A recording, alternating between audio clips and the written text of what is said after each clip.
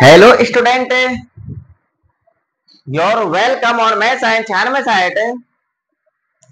आप ऐसे प्लेटफॉर्म पर आ चुके हो तो आपने सही निर्णय लिया है। तो यह प्लेटफॉर्म आपके लिए बहुत ही इंपॉर्टेंट है, क्योंकि यह प्लेटफॉर्म आपके सपनों को साकार करेगा।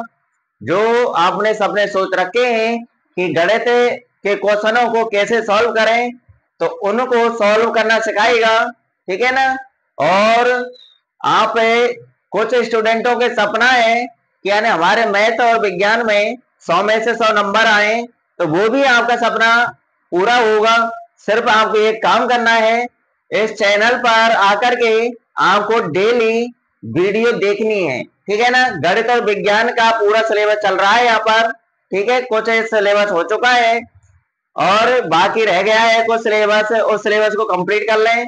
यदि कोई स्टूडेंट इस चैनल पर पहली बार आया है तो ये चैनल को सब्सक्राइब कर लेना, बेल आइकन का बटन दबा लेना, ताकि मेरी प्रत्येक वीडियो का नोटिफिकेशन आपके पास समय समय पर पहुंचता रहे, ठीक है ना। तो चलिए, तो देखिए आज इस वीडियो में मैं आपको पढ़ाने वाला हूं एनसीईआरटी की जो गणित की बुक है उसकी प्रश्नावली है 5, जिसका नाम है समांतर श्रेणी। उसी की एक्सरसाइज है 5.2 एक्सरसाइज में से question number 13, question number 14, question number 15 की कैलकुलेशन आपको सिखाने वाला हूं आज मैं इस वीडियो के अंदर। तो वीडियो में बने रहना लास्ट तक और देखना कि इन क्वेश्चनों की कैलकुलेशन को किस प्रकार से सॉल्व किया जाता है, ठीक है ना। तो वीडियो को लास्ट तक देखना, स्किप नहीं करना है। और अपने साथियों से बोल दिया करो कि भैया इस चैनल पर यानी गणित और विज्ञान कोर्स चल रहा है, अगर आपको फ्री में ही पढ़ना है तो फ्री में कोर्स कर लें, ठीक है ना। आप दूसरी जगह जैसे ट्यूशन पढ़ने जाया करते हो तो ट्यूशन के रुपए एक्स्ट्रा देते हो, 2500 3000 रुपए कोर्स के लग जाते हैं, या फिर 500 रुपए महीने लेते हैं। तो ये उन पैसों को आप बचा सकते हो, ऐसे चैनल पर आकर आप पढ़िए, ठीक है ना। तो चलिए आज की वीडियो स्टार्ट करते हैं। क्वेश्चन नंबर 13 आपके सामने है। क्या है क्वेश्चन नंबर 13? 3 अंकों वाली कितनी संख्याएं 7 से विभाज्य है? ये कह रहा है 3 अंकों वाली कितनी संख्याएं 7 से विभाज्य हैं। केवल ये क्वेश्चन है, क्वेश्चन बहुत अच्छा है आपके लिए, ठीक है ना। ऐसा क्वेश्चन बोर्ड के एग्जाम में बहुत बार आ चुका है और हो सकता है कि 2025 की जो बोर्ड की एग्जाम होने वाली है आपकी, उसमें भी आ जाए, ठीक है। इसलिए क्वेश्चन की कैलकुलेशन ध्यान पूर्वक देखना। यहाँ पर क्वेश्चन आपको दिया गया है कि 3 अंकों वाली कितनी संख्या 7 से विभाज्य है। अब आपको ये पता होना चाहिए कि 3 अंकों वाली संख्या कहां से चालू होती है। तो 3 अंकों वाली संख्या कहां चालू होती है? 100 से चालू होती है। कहां से चालू होती है? 100 से चालू होती है। और समाप्त कहां पर होती है? 999 पर समाप्त होती है, ठीक है ना। तो हमसे ये पूछा जा रहा है कि 100 से 999 तक की संख्याओं में ऐसी कितनी संख्याएं हैं जो 7 से विभाज्य हैं, जिनमें 7 का भाग पूरा पूरा चला जाता है। तो चलिए आइए उन संख्याओं का पता करते हैं कि ऐसी ऐसी कितनी संख्याएं हैं जो 7 से विभाज्य होती हैं 3 अंकों वाली। तो आपको सबसे पहले क्या करना है? 3 अंकों वाली 7 से विभाज्य होने वाली एपी निकालनी है। क्या निकालनी है? एपी। एपी का मतलब क्या होता है? समांतर श्रेणी बोलते हैं एपी को, ठीक है ना। हिंदी में एपी समांतर श्रेणी का इंग्लिश रूप है एरिथमेटिक प्रोग्रेशन, और उसी का शॉर्ट रूप है एपी, ठीक है ना। तो यहाँ पर 7 से विभाज्य होने वाली 3 अंकों वाली एपी निकालनी है। तो चलिए वो एपी कैसे निकालेंगे हम, आ जाइए मैं सिखाता हूं आपके लिए कि एपी कैसे निकालते हैं, ठीक है। तो देखिए यहां पर अतः 7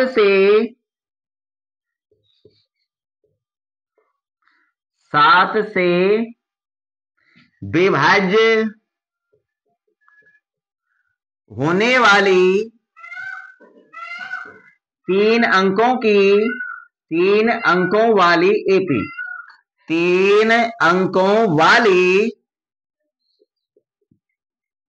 एपी। अगर इस प्रकार से क्वेश्चन आ जाए तो सबसे पहले आपको एपी ही निकालनी होगी, ठीक है ना। तो यहाँ पर 7 से विभाज्य होने वाली 3 अंकों वाली एपी निकालने जा रहे हैं। तो देखिए आपको क्या करना है, 100 से स्टार्ट होना है। क्योंकि 3 अंकों वाली संख्या हमारी 100 से ही चालू होती है, तो 100 से ही स्टार्ट होना है और 100 में 7 का भाग देना है आपको कि पूरा पूरा जा रहा है या नहीं जा रहा है। तो 100 में 7 का भाग पूरा पूरा नहीं जाएगा, फिर 100 से आगे बढ़ना है। 100 से आगे क्या है 101, तो 101 में 7 का भाग देना है, 7 का भाग 101 में भी पूरा नहीं जाएगा। 101 से आगे बढ़ना है तो 102 में भी 7 का भाग पूरा पूरा नहीं जाएगा। तो 103 में देखना है, 103 में भी 7 का भाग पूरा पूरा नहीं जाएगा। 104 में दीजिए, 104 में जब हम 7 का भाग देंगे तो पूरा पूरा नहीं जाएगा। 105 में दीजिए, 105 में जब आप 7 का भाग देंगे तो 7 का भाग पूरा पूरा चला जाएगा, ठीक है ना। तो 3 अंकों वाली संख्या जो 7 से विभाज्य है, पहली संख्या का हमको पता चल चुका है, कौन सी है 105 है, तो यही आपका प्रथम पद है। एपी का क्या है प्रथम पद। अब 7 से विभाज्य हो रही है तो 7 7 जोड़ करके 2-3 पद और लिख दीजिए। तो 105 में 7 जोड़ेंगे कितना आएगा 112 आएगा, फिर 7 जोड़ लीजिए कितना आएगा 119। तो 105 के बाद 112 ही 7 से विभाज्य होगी, 112 के बाद 119 ही 7 से विभाज्य होगी, डॉट डॉट लगा दीजिए। अब एक संख्या आप पीछे से प्राप्त कर लीजिए, एक संख्या आपको पीछे से भी निकालनी है, ठीक है ना, तभी आप पता कर पाएंगे कि 3 अंकों वाली कितनी संख्याएं 7 से विभाज्य हैं। अब एंड कहां हो रहा है 3 अंकों वाली संख्याओं का 999 पर हो रहा है। अब 999 में आपको 7 का भाग देना है, नहीं जाएगा। 998 में देना है, नहीं जाएगा। दे करके देख लेना फटाफट फटाफट, ठीक है ना, पूरा पूरा भाग जाना चाहिए। हम 994 में देंगे तो 994 में 7 का भाग चला जाएगा, किस में जाएगा 994 में।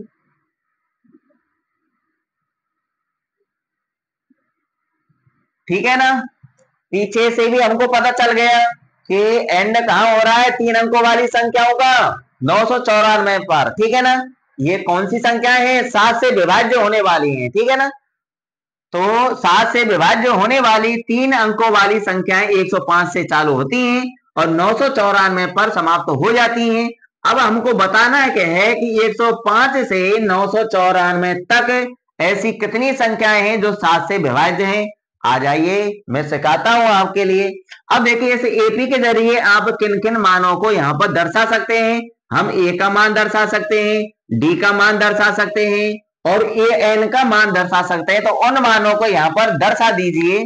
तो देखिए यहाँ पर दर्शा देते हैं। एपी निकालने के बाद मान दर्शाने आपको, अतः यहां ए प्रथम पद क्या है 105, ठीक है। डी का मान सारवंतर किससे विभाज्य है 7 से, और 7 7 जोड़ के तो निकालिए तो 7 ही आएगा। सारवंतर घटा लेने 112 में से 105 घटाए तब भी 7 आएगा, ठीक है ना। तो डी का मान आपका क्या है 7 और ये क्या है 994, ये अंतिम पद है यानी एनवा पद यानी ए एन का मान है 994। अब हमको पता करना है कि ऐसी कितनी संख्या है जो 7 से विभाज्य है 3 अंकों वाली, यानी एन का मान निकालना है। किसका मान निकालना है एन का मान। तो एन का मान निकालने के लिए हमको ए एन वाला सूत्र लगा देना है। अब क्या करना है आपको ए एन वाला सूत्र लगा देना है। अब देखिए ए एन बराबर ए प्लस कोष्टक में एन माइनस 1 और इंटू डी, इसका प्रयोग करेंगे। अब सूत्र तो हमने लिख लिया एनवा पद निकालने वाला। अब हमको इस सूत्र के अंदर मान जमाने हैं जो हमारे पास हैं, ठीक है। उन मानों को जमा दीजिए भैया। ए एन की जगह पर ए एन का मान लिख देंगे हम 994, लिख दिए ए एन की जगह पर 994, बराबर का चिन्ह लगा लेंगे। ए की जगह पर ए का मान लिख देंगे कितना है 105, लिख दिया। आगे प्लस का चिन्ह है तो प्लस का चिन्ह लगा लेंगे, कोष्टक चालू कर देंगे। कोष्टक में n माइनस 1 लिख रहा है तो ये आपको ज्यों का त्यों लिखना है क्योंकि n का मान हमारे पास नहीं है, ठीक है ना। d की जगह पर d का मान लिख देंगे कितना है 7। अब देखिए हम n का मान निकालने वाली कैलकुलेशन करने जा रहे हैं और n का मान निकालने वाली कैलकुलेशन मैंने कई बार बता दिया है आपको। यदि किसी स्टूडेंट ने मेरी पिछली वीडियो नहीं देखी है तो ये पिछली वीडियो देख लें और वहां से आप अपना कोर्स कंप्लीट कर लें, ठीक है ना। तो चलिए अब क्या करना है भैया, यहाँ पर अब हमको सबसे पहले ए का मान दूसरे पक्ष में ले जाना है पक्षांतरण करके। एन का मान निकालने का तरीका, ठीक है ना, फिर यहाँ पर रिपीट कर रहा हूं मैं। सबसे पहले ए के मान को दूसरे पक्ष में ले जाना है। चलिए ले जाते हैं। 994 इधर लिखा हुआ है आपका, तो हम 994 लिख लेंगे। 105 इधर प्लस का है, इधर आके माइनस का होगा, तो माइनस का चिन्ह लगा के 105 लिख देंगे। लिख दिया। अब बराबर का चिन्ह लगा लेंगे। इधर जो बचा है वो पूरा लिखना है। क्या बचा है, n-1 इंटू में 7 बचा है, तो इसको हम जो कहते हो लिख लेंगे। ठीक है, लिख लिया। अब क्या करना है, 994 में से 105 घटा देना है। तो चलिए घटाते हैं। तो 9 में 4 में से 5 घटेंगे नहीं, तो एक यहां से स्पेशल ले लेंगे। तो 14 में से 5 घटाएंगे, कितने बचेंगे भैया, 9। यहाँ एक कम हो जाएगा। 8 में से 0 घटाएंगे, क्या बचेगा, 8। और 9 में से 1 घटाएंगे, कितना बचेगा, 8। यानी हम कह देंगे कि 994 में से 105 घटाने पर 889 बचता है। और बराबर का चिन्ह लगा के इधर वाला ज्यों का त्यों लिख दीजिए। इतना काम कर लिया। ए के मान को दूसरे पक्ष में ले गए और उनको हमने सॉल्व कर लिया। अब देखिए डी का मान हटाना है आपको। 7 का गुणा नहीं करना है अंदर, ठीक है ना। अगर गुणा करेंगे अंदर तो ये आपकी एक दो स्टेप एक्स्ट्रा बढ़ जाएंगी। आपको क्या करना है, डी का मान हटाना है। यहाँ पर जो डी का मान है 7, इधर गुणा में है, इधर आएगा तो बटे में हो जाएगा। तो देखिए बटे में कर देना है आपको 889 और बटे में 7, और बराबर में क्या बचेगा, ये कोष्टक वाला बचेगा n-1। कंप्लीट इतना। अब आगे की कैलकुलेशन इधर देखिए, यानी बटे का मतलब भाग होता है, तो 7 का भाग देना है 889 में। तो दे लीजिए भैया, 7 का भाग 8 में एक बार जाएगा, 7 एकम 7 बचेगा, 1 उतार लेंगे, 8 को 18 हो जाएगा। 18 में 7 का भाग 2 बार जाएगा, 7 दूनी 14 बचेंगे 4, 9 का उतारेंगे 49 हो जाएगा। 49 में 7 का भाग 7 बार जाएगा, ठीक है, 7 7 49, यानी 7 का भाग 889 में देने पर कितना आएगा, 127 आएगा। और बराबर में जो लिख रहा है वो आपको ज्यों का त्यों लिख लेना है। ठीक है, इतना काम कर लेंगे। इतना काम करने के बाद आपको क्या करना है, जो ये माइनस के एक नजर आ रहा है ना, इसको भी दूसरे पक्ष में लेकर के आ जाना है। आपको दोबारा से पक्षांतरण कर देना है। तो चलिए लेकर के आ जाते हैं। इधर आपका 127 है, ज्यों का त्यों। ये एक इधर माइनस का है, इधर आएगा तो प्लस का होगा, तो प्लस का चिन्ह लगा के 1 लिख देंगे, और बराबर का चिन्ह लगा के इधर जो बचेगा उसको लिख देंगे। क्या बचेगा, n बचेगा। ठीक है, अब अगले स्टेप में क्या करना है, 127 प्लस 1 करना है। कर लीजिए भैया, 127 और 1 कितना होगा, 128 होगा, बराबर में n का मान आ चुका है कितना, 128। तो भैया अब आपको पता चल गया होगा कि 3 अंकों वाली कितनी संख्याएं 7 से विभाज्य हैं, 128। तो हम नीचे हिंदी लिख देंगे कि अतः क्वेश्चन की ही भाषा लिखनी है। अतः 3 अंकों वाली, यहाँ पर ये लिख रहा है कितनी, इसकी जगह पर लिख देंगे 128। तो 128 संख्याएं 7 से विभाज्य हैं। क्वेश्चन की ही हिंदी लिखनी है हमको। तो देखिए यहाँ पर लिख देते हैं अतः लगा के, अतः 3 अंकों की, 3 अंकों वाली 128 संख्याएं, कितनी संख्याएं भैया, 128 संख्याएं किससे विभाज्य हैं, 7 से विभाज्य हैं।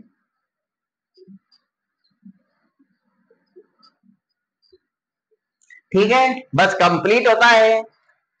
आपको इंटरेस्ट आया होगा ना इसकी कैलकुलेशन करने में। अगर ध्यानपूर्वक आप देखेंगे तो आपको इंटरेस्ट ही इंटरेस्ट आएगा पूरी गणित विज्ञान के अंदर। ठीक है ना, इसलिए बने रहना मेरे साथ मिलकर के, आपके सपनों को साकार मैं करके दूंगा। ठीक है ना, सिर्फ आपको ये काम करना है, रेगुलर पढ़ना है, रेगुलर क्लास अटेंड करनी है आपको। ठीक है ना, और वीडियो को लाइक कर देना, शेयर कर देना, और एक छोटा सा प्यारा सा कमेंट कर देना। ये मेरा काम आप कर देना, ठीक है ना, और आपका काम मैं करूंगा। अगर किसी स्टूडेंट ने अभी तक चैनल को सब्सक्राइब नहीं किया है तो ये सब्सक्राइब कर लेना और बेल आइकन का बटन दबा लेना, ताकि मेरी प्रत्येक वीडियो का नोटिफिकेशन आप सभी के पास समय समय पर पहुंचता रहे। ठीक है ना, फटाफट स्क्रीनशॉट ले लीजिए। इसी प्रकार से आपको कैलकुलेशन करनी है। ठीक है ना, और कोई नियम नहीं अपनाना है, आप एक ही नियम अपनाना, कभी भी गलत नहीं होगा जिंदगी में। ठीक है ना, अब बढ़ते हैं नेक्स्ट क्वेश्चन की तरफ। 14वां क्वेश्चन आपके सामने है। क्या है 14वां क्वेश्चन, देख लीजिए। 10 और 250 10 और 250 के बीच में 4 के कितने गुणज हैं? ऐसा ही सवाल है ना तेरे हुआ क्वेश्चन जैसा कि 3 अंकों वाली कितनी संख्या 7 से विभाज्य है, वहां पर भी अपन ने यानी n का मान निकाला था। और इसमें भी ऐसे ही पूछ रहा है हमसे 10 और 250 के बीच में 4 के कितने गुणज हैं। गुणज की बात आ जाए या विभाज्य की बात आ जाए, सॉल्यूशन करने का तरीका एक ही रहेगा, ठीक है ना। यहाँ पर गुणज की बात आ रही है तो हम विभाज्य की जगह पर गुणज शब्द जोड़ देंगे, बस कैलकुलेशन एक जैसी है। अब हमको करना क्या होगा, सबसे पहले 10 और 250 के बीच में 4 के गुणजों की एपी निकालनी है। क्या निकाले? 4 के गुणजों के एपी। अब 4 के गुणज होंगे तो 4 का भाग पूरा पूरा चले जाएगा। 4 के गुणज है 4, 8, 12, 16, 20, ये 4 के गुणज है, तो इनमें 4 का भाग पूरा पूरा जाता है नहीं जाता है? जाता है, तो हम भाग ही देंगे, ठीक है ना। इसमें भी तो भाग देकर के हम अनुमान लगा लेंगे कि हाँ भाई 4 का भाग जाएगा या नहीं जाएगा। अब देखिए इसकी भी कैलकुलेशन देखिए, अतः किसके बीच में? 10 और 250 के बीच में 4 के गुणजों की एपी निकालनी है। अतः 10 और 250 के बीच में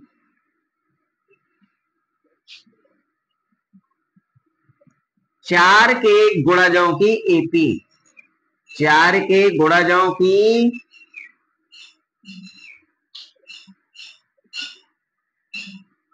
एपी। चलिए एपी निकाल लेते हैं। बीच की बात हो रही है तो हम बीच की ही बात करेंगे। तो 10 और 250 के बीच में संख्या कौन कौन सी है भैया? कहां से चालू होंगी? 11 से। बीच की बात हो रही है, 10 शामिल नहीं है इसमें और 250 भी शामिल नहीं है, ठीक है ना। बीच की बात हो रही है, 10 और 250 के बीच की बात हो रही है, तो ये 11 से चालू होंगी और 249 पर समाप्त हो जाएंगी।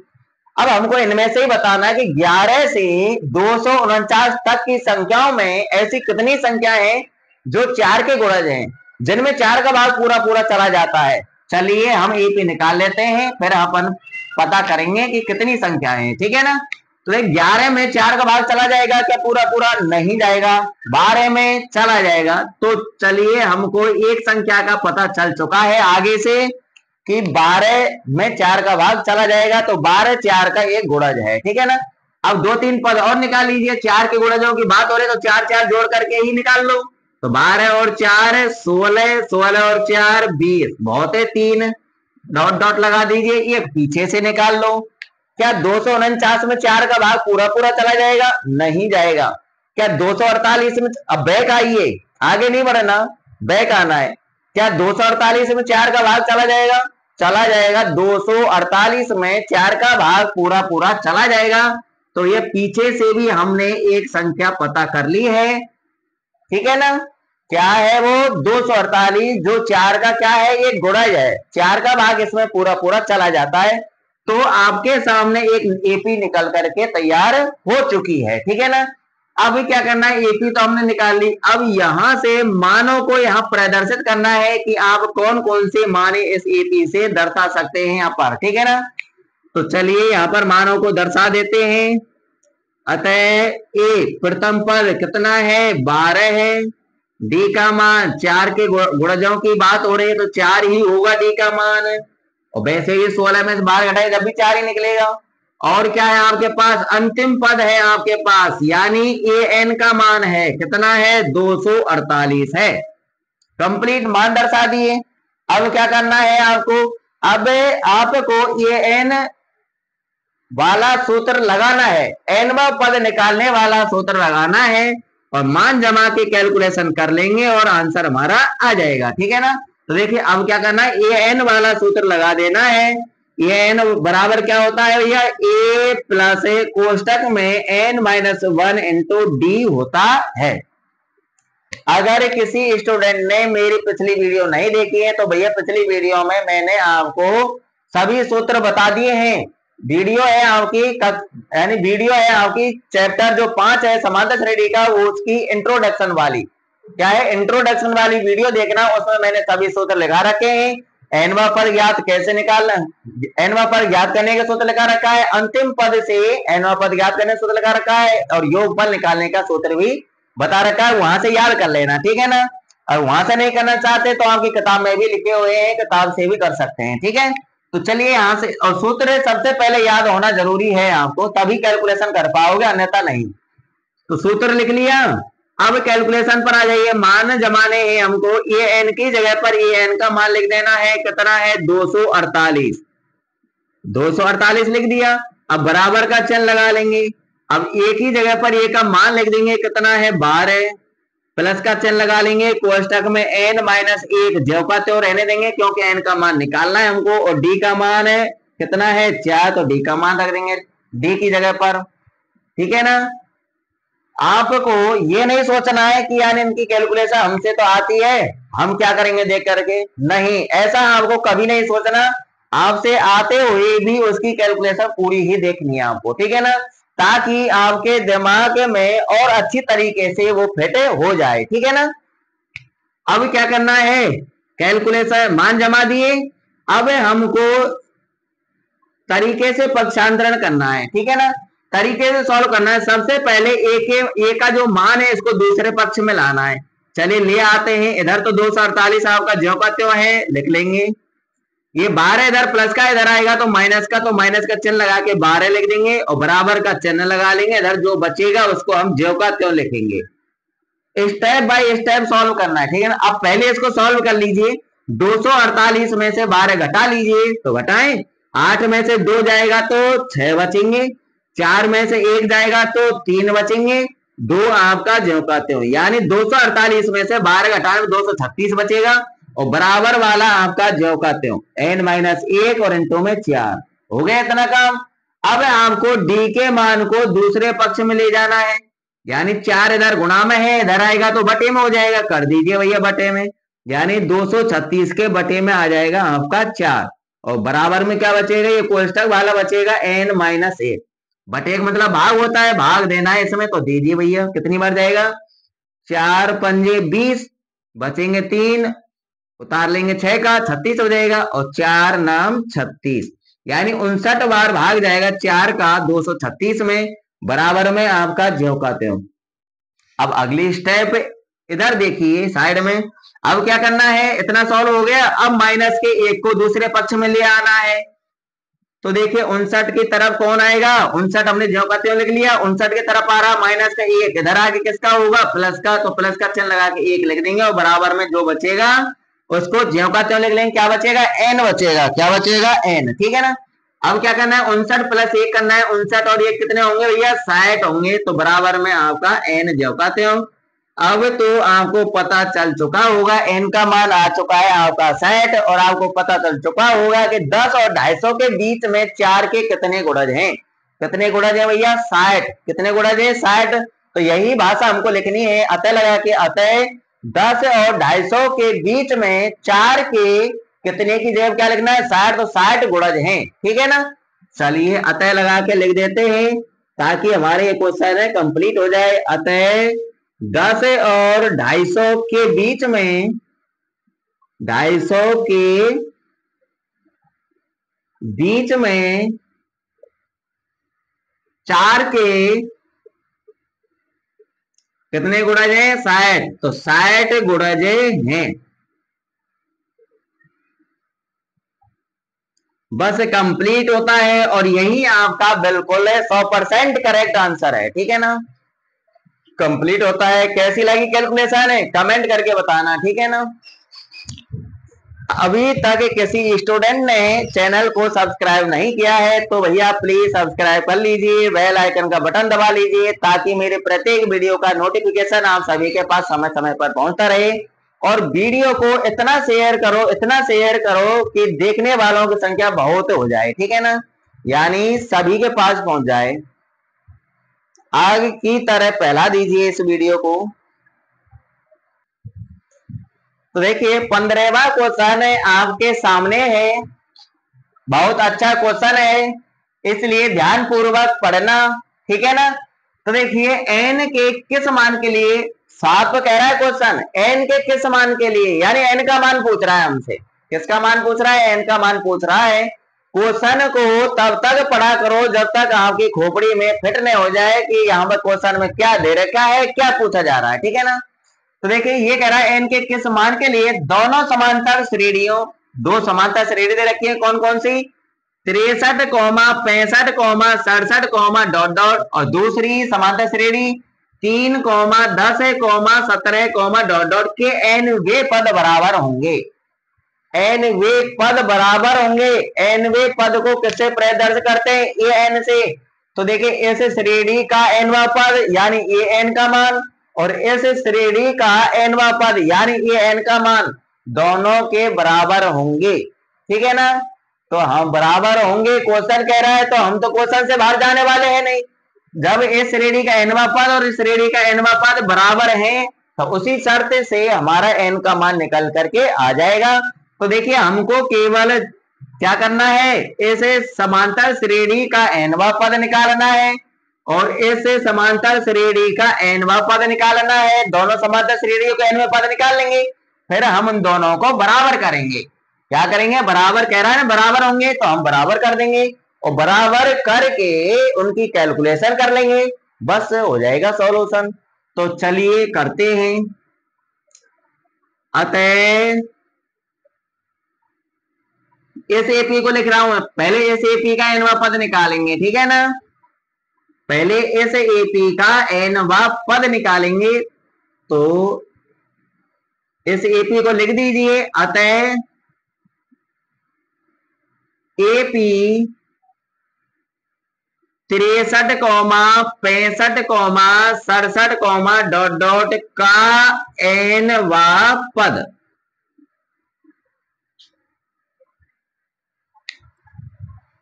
क्या निकालना है हमको, ऐसे एपी का nवा पद निकालना है। तो देखिए nवा पद इधर लिख रहा हूं मैं, ठीक है ना, क्योंकि सूत्र लिखना है अपन को, nवा पद।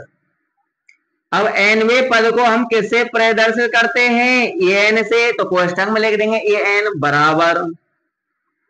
अब कैसे निकालेंगे भैया, इस एपी का nवा पद है, ये n वाले सूत्र से निकालेंगे, सीधी सी बात है। अब ये n वाला सूत्र क्या है, a प्लस कोष्टक में n माइनस 1 और इंटू में d, इससे तो निकालेंगे। अब इस सूत्र में मानों को जमा दीजिए, a का मान जमा दो, डायरेक्ट जमा दो निकाल करके, नहीं तो साइड में निकाल लेना, या फिर मानों को दर्शा दीजिए। चलो यहाँ पर जैसे भी कैलकुलेशन करना चाहे वैसे आप कर सकते हैं, परंतु कैलकुलेशन सही होनी चाहिए, ठीक है ना। यहां मानों को दर्शा देंगे, यहाँ a का मान कितना है, प्रथम पद 63 है, d का मान कितना है, निकाल लेते हैं अगले में से पिछला घटा के, 65 में से 63 घटा देंगे, कितना बचेगा, 2 बचेगा। d का मान आ गया, n का मान हमारे पास नहीं है, ए n का मान हमारे पास नहीं, इन मानों को जमाइए। चलिए इसमें तो देखिए ए n बराबर, a की जगह पर a का मान लिख देंगे 63 प्लस कोष्टक में n माइनस 1 ज्यों का त्यों, d का मान लिख देंगे क्या है 2, लिख दिया। इतना काम कर लेंगे, चलिए इतना काम तो कर ही लेंगे। अब क्या करना है आपको, अभी कुछ नहीं करना है, इतना ही छोड़ दीजिए, ठीक है, इतना ही छोड़ दीजिए। अब दूसरी एपी का nवा पद निकालो। अब क्या करना है, दूसरी एपी का nवा पद निकालना है, तो अब लिख देंगे, अब एपी कौन सी है, 3, 10, 17, 3, 10, 17, डॉट डॉट का nवा पद, nवा पद। अब nवा पद को हम किससे प्रदर्शित करेंगे, ए n से, और निकालेंगे किससे, a प्लस कोष्टक में n माइनस 1 इंटू डी से, इससे निकालेंगे। चलिए यहाँ पर भी मानों को दर्शा दीजिए। यहाँ a का मान क्या है, a का मान 3 है और d का मान है 10 में से 3 घटा देंगे, कितना आएगा, 7 आएगा। n का और ए n का मान हमारे पास नहीं है, इन ही मानों को इस सूत्र में रख दीजिए, रख दो भैया। ए n बराबर ए n जो कहते हो। अब क्या करना है, ए की जगह पे ए का मान लिख देना है, कितना 3, आगे प्लस है तो प्लस का चिन्ह लगा लेंगे, कोष्टक वाला जो कहते हो रखना है आपको, n माइनस 1 और इंटू में d की जगह पर d का मान लिख देंगे। इतना काम कर लेना है। पहली एपी का nवा पद निकाल लिया और दूसरी एपी का nवा पद निकाल लिया। अब क्वेश्चन के अनुसार चलना है हमको। वो कह रहा है कि एनवे पद बराबर होंगे, तो हमको भी इनके एनवे पद बराबर कर देने हैं, ठीक है ना। यहां पर लिख दीजिए प्रश्नानुसार। क्या करना है? प्रश्नानुसार, यानी प्रश्न के अनुसार अब सॉल्व कर रहे हैं हम इसको। तो देखिए ऐसे एपी का एनवा पद और इस एपी का एनवा पद बराबर होंगे ना, क्वेश्चन में साफ लिख रहा है, तो कर दीजिए इसको और इसको बराबर कर दीजिए। तो लिख लीजिए भैया 3 प्लस n माइनस 1 इंटू में 7 बराबर है, किसके करना है? इसके करना है 63 प्लस में कोष्टक में n माइनस 1 इंटू में 2। कर दिया? चलिए कर दिया, इतना काम कर लेंगे। अब क्या करना है? तो देखिए अब आपको एक काम करना है, जो कोष्टक के बाहर 7 है ना, इसका गुणा अंदर कर देना है। क्या कर देना है? अंदर गुणा कर देना है, इधर भी गुणा कर देना अंदर। तो चलिए कर देते हैं। ये 3 तो आपका ज्यों का त्यों रहेगा, प्लस का चिन्ह लगा लेंगे। 7 का गुणा n से करेंगे तो क्या आएगा? 7n, और 7 का गुणा माइनस 1 से करेंगे तो माइनस का 7। चलिए गुणा हो गया इधर। अब इधर की तरफ कीजिए, 63 आपका ज्यों का त्यों रहेगा, प्लस का चिन्ह लगा लेंगे। 2 का गुणा n से करेंगे 2n आएगा, और 2 का गुणा माइनस 1 से करेंगे माइनस का 2 आएगा। ठीक है, इतना कंप्लीट। अब और आगे सॉल्यूशन कर लीजिए इसका। कैसे? कि संख्या है ना, यहाँ पर 3 प्लस का है और 7 माइनस का, इनको जोड़ लो घटा लो।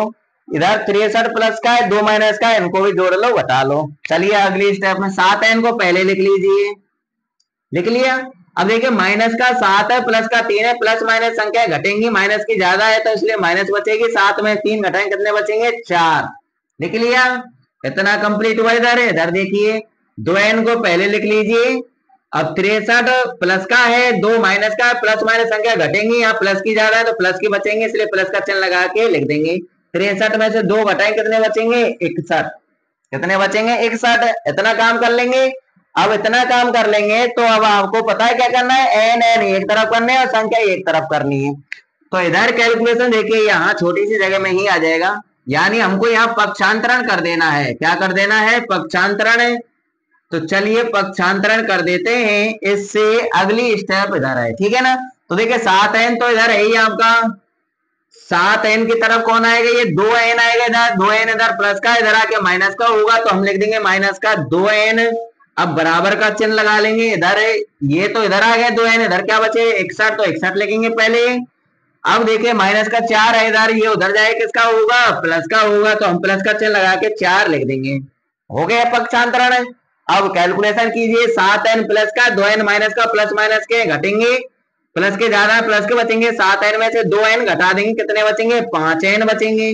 बराबर का चिन्ह लगा लेंगे। इधर 61 और 4 दोनों प्लस के हैं तो जुड़ जाएंगे, कितने होंगे भैया? 65 होंगे। अब क्या करना है? 5 गुणा में है, इधर जाएगा बटे में, तो बटे में कर देंगे हमें। तो n बराबर 65 बटे 5। अब 5 का भाग दे देंगे 65 में, कितनी बार जाएगा भैया? 13 बार जाएगा। n का मान कितना आया भैया? 13 निकल करके आया। अब तो आपको पता चल गया होगा कि इस एपी का और इस एपी का nवें पद बराबर हो जाएंगे। n के किस मान के लिए? 13 के लिए। n का मान पूछ रहा है ना हमसे कि n के किस मान के लिए दोनों समांतर श्रेणियों के nवें पद बराबर होंगे, तो हम कह देंगे कि n का मान क्या आया अपन का? 13, यानी 13वें पद बराबर होंगे दोनों एपी के, ठीक है ना। तो यही आपका बिल्कुल करेक्ट आंसर है। तो ये क्वेश्चन आपका कंप्लीट होता है। तो ये कैलकुलेशन कैसी लगी कमेंट करके बता दिया करो, ठीक है ना। आप यानी आप को अगर मेरे वीडियो के अंदर कुछ भी कमी नजर आती है तो उस कमी को मेरे को बताया करो, ताकि उस कमी का मैं सुधार कर सकूं और आपके लिए एक बेहतर कंटेंट बना करके तैयार करूं, ठीक है ना। तो आज के लिए इतना ही काफी है। अब हम नेक्स्ट वीडियो में मिलेंगे अगले क्वेश्चनों का सॉल्यूशन लेकर के, ठीक है ना। अगर किसी स्टूडेंट ने अभी तक चैनल को सब्सक्राइब नहीं किया है तो भैया प्लीज सब्सक्राइब कर लीजिए और बेल आइकन का बटन दबा लीजिए, वीडियो को लाइक कर दीजिए, शेयर कर दीजिए और एक छोटा सा प्यारा सा कमेंट कर दीजिए। जितना हो सके वीडियो को अपने साथियों में शेयर कीजिए, ठीक है ना, ताकि वो भी देखें और वो भी आप ही की तरह बन सके कुछ, ठीक है ना। वो भी कुछ करने के लिए रेडी हो जाए आपके लिए, ठीक है ना। अब हम मिलेंगे नेक्स्ट वीडियो में।